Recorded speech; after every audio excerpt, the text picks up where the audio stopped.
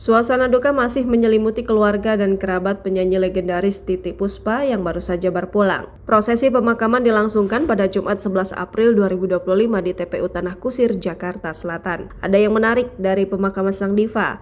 Seluruh keluarga dan para pelayat tampak kompak mengenakan pakaian serba putih. Ternyata pilihan busana tersebut bukan tanpa alasan. Di balik warna putih yang mendominasi tersimpan pesan khusus dari Titiek Puspa sendiri. Putri beliau, Pety Tunjung-Sari, mengungkapkan bahwa sang ibunda sudah lama berpesan agar semua yang hadir di pemakamannya mengenakan pakaian putih. Hal ini diungkapkan Pety saat menjadi bintang tamu dalam acara Rumpi No Secret. Bukan tanpa sebab, kata Pety, sang ibunda memang tidak menyukai warna hitam. Dia nggak suka baju hitam. Tambahnya, Pety menduga sang ibunda ingin suasana pemakamannya tidak dibalut kesedihan mendalam. Ia berharap para sahabat dan kerabat tidak larut dalam duka yang kelam. Lebih jauh, Pety juga mengungkapkan bahwa Titiek Puspa ingin pemakamannya terasa seperti sebuah pertemuan hangat, bukan perpisahan yang menyedihkan. Sebagai seorang seniman, pelantun lagu Kupu-Kupu Malam itu memiliki cara pandang unik terhadap kehidupan, termasuk soal kematian. Obrolan tentang kematian ini, lanjut Pety, bukan hal yang mendadak, justru telah menjadi bagian dari percakapan mereka sejak beberapa tahun lalu.